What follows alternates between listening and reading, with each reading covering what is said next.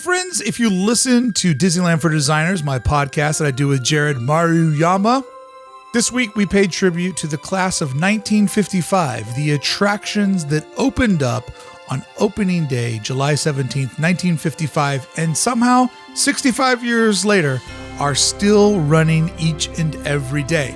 Sure, they've had to adjust along the way, but the fact that they're still there means that they are classics. So what I thought would be great to do is look at some old footage to see the class of 55 and how Disneyland looked 65 years ago when it first opened. Now, I can't guarantee that all of today's footage is actually from 1955, but a lot of it is from the 50s. A lot of it is from that early raw Disneyland before it really transcended in what it was today. It had more of a park-like atmosphere, and that's still something that's alive in the park today. So what do you say? Let's go back to 1955 as much as we can and look at the class of 55 in their raw original shape. So here we are. We start on the outside of the gates. Look at this old school lettering. Imagine that's the Esplanade, just walking right into the park, open 10 to 10. Rope drop is super late. And there's the train. Some would say that it was all started by a mouse. I say it was started by a train. The mouse may have started Disney as a content creator, but the train started Disney as a park builder. And here we see the old school train pulling up front. This is like more of a passenger train. These don't exist anymore. This is one of the opening day attractions. The Disneyland Railroad has been circling the park, other than during construction times, for the entire 65 years. But the original train cars were designed like real passenger train cars. So you would sit indoors and everybody would be facing the forward. Now, we all know we don't want to look forward when we're riding on Disneyland Railroad. We want to look into the park. So therefore, later, the train cars would be adjusted to do stadium seating that we all know today. But out of the gate, they just were mimicking a traditional railroad. And there it is. There's the train with the more traditional passenger train cars on the back. Now, there used to be two train stations at Disneyland. There was the Main Street station that we still have today, and there was the Frontier station, which the Frontierland station is still there. It's sitting behind the current second stop, which is now New Orleans Square. But in the original days of Disneyland, the Disneyland Railroad and Santa Fe, there were two different trains running on two different lines. Now, eventually they would match up and be on the same train line. But the next time you go to the Main Street train station and you see this little thing up front, that little orange thing, that's the overpass. That's where the Frontier train would go on an outer loop and go around the Main Street or the main Disneyland Railroad. But then they would have to go back around to each other so that the Disneyland Railroad could go on the other side of the Frontier. There it is. You can see it actually. This is the Frontier train going on the outside of the Disneyland Railroad. And if you notice, you were treated like cattle. Keeping it real to the world, you would stand in this train as you would circle around the park. Quite different than what we have today. There's a good shot of seeing just how different this train cart was. It was literally mimicked after a real world train, which makes your park look great, but doesn't necessarily create the greatest customer experience. So even though it's an original, it has been adapted, and you can see the old water fountain, because the trains do run on steam. The water fountain is still a part of the New Orleans Square station, and sometimes when you go in there and it might take a little while for you to pull out, they're refueling the water in the train. I'll just read this book while we're stopped at the station. Grandpa, why you wear your pants so high? Here we see a family getting on to the Frontier station. So yes, two stations, two different paths. That's the container right there. That is this train cart right here is the train cart that they fill full of water to create the steam. And that is done now in New Orleans Square and was done back in the day at Frontier Station.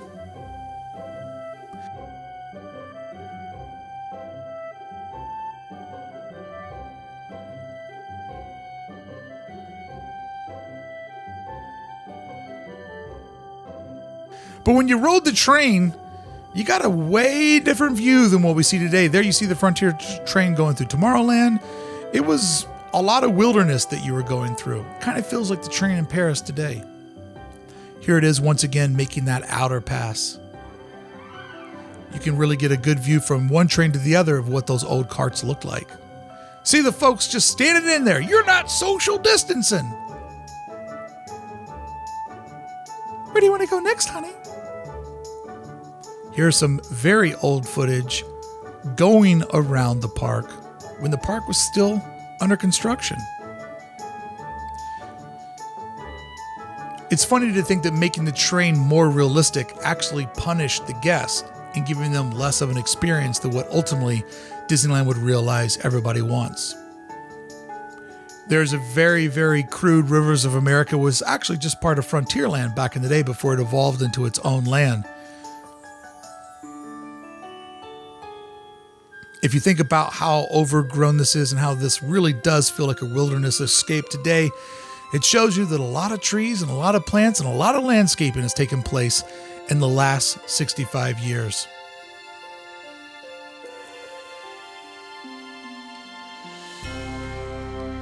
Here you see them putting together storybook canals, which is something that wouldn't have any of its props on opening day.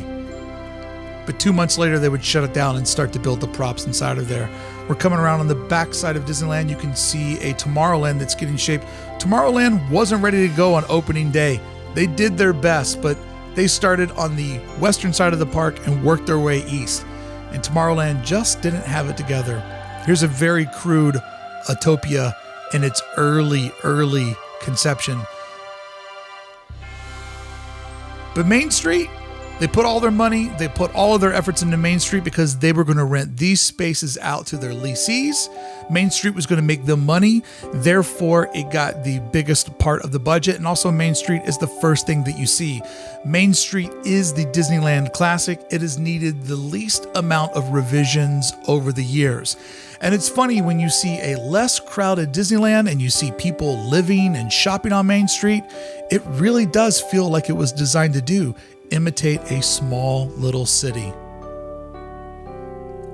So the Disneyland Railroad, the Main Street train station, not only one of the oldest buildings, one of the first buildings, and one of the buildings that's still being used the way that it was intended 65 years later.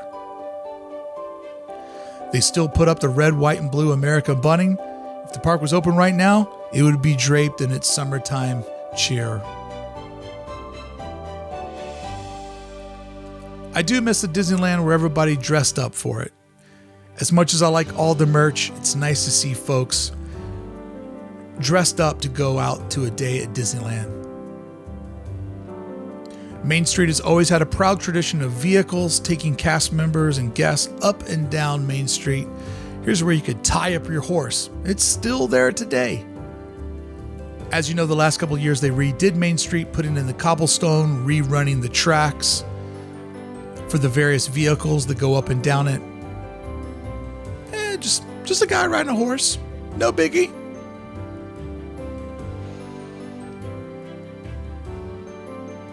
Just imagine Main Street as a way of coming into Disneyland and immediately knowing that you're in this small little city that is different than anything else that you've ever seen. Designed with a city hall, with a train station, it was designed to feel like a real little American city. Walt knew that if you loved America, you were going to love Disneyland. And it worked well. Here's some clearer footage from back in this time. Here we have an old school city hall. You can see the first aid flag out front. Gives you an idea of just how important the trees from the Jungle Cruise maturing was to the overall look of Disneyland. This area looks so different. We don't see the storage over there anymore. That is way different. But today, these buildings all still stand. You can't exactly see the rocket. The rocket that we have now is much smaller than the original rocket.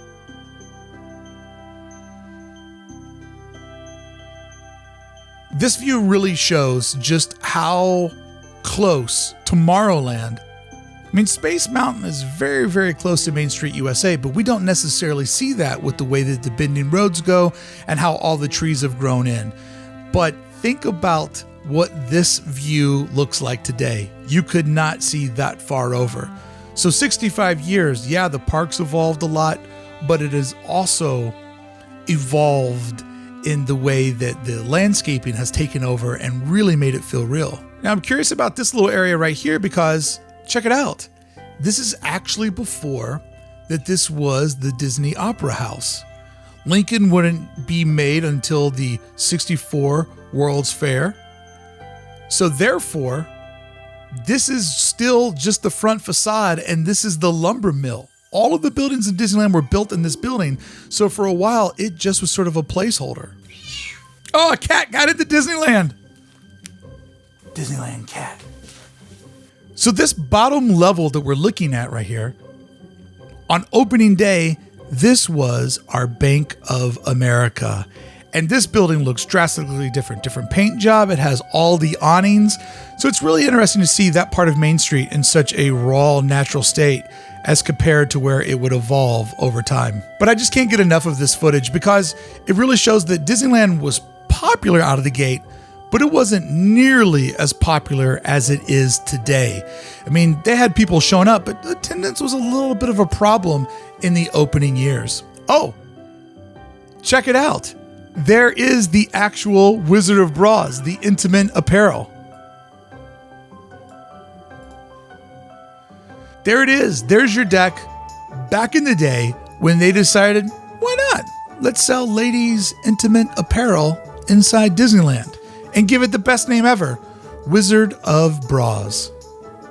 Now, the Wizard of Bras name isn't on the sign, but it was inside. It was a character, a backstory, if you will. That gentleman was excited. And there's a monkey, because you need a monkey on Main Street. Fun fact, they had to put in the Mickey flower bed twice, because when they put it in the first time, they didn't encounter the angle that it sits on. So they had to do a little bit of a forced perspective on the Mickey Mouse flower bed to make it actually look correct. Look at that banner out front. Take me back in time. I want to do it. I just can't even imagine walking right up to the gate.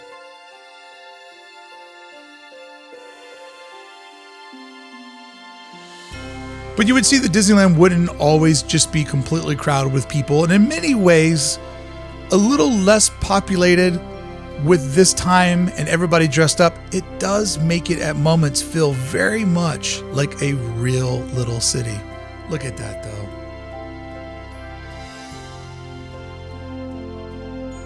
It looks so great. Some of the signs have changed, some of the stores have changed, but basically, Main Street was perfect from day one. A classic American layout, the way that the buildings were built, the perspective, like it was just what it needed to be. And when you see transportation going up and down its street, it just adds to its reality.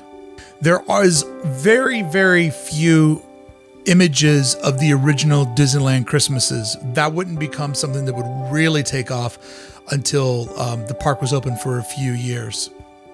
What an outfit. I love this kid's look. I'm going to wear that. Certainly a different Main Street, a different time, but we still get to capture those vibes today. And imagine seeing that castle for the first time. The original Disney castle.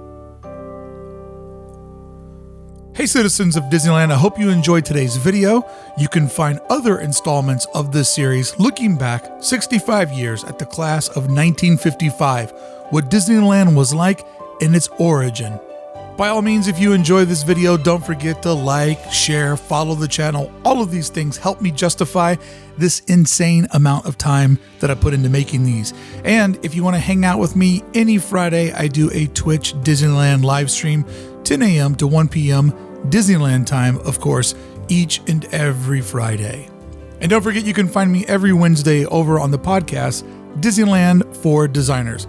Hope you enjoyed today's video, and I hope to see you real soon, either here or at Disneyland.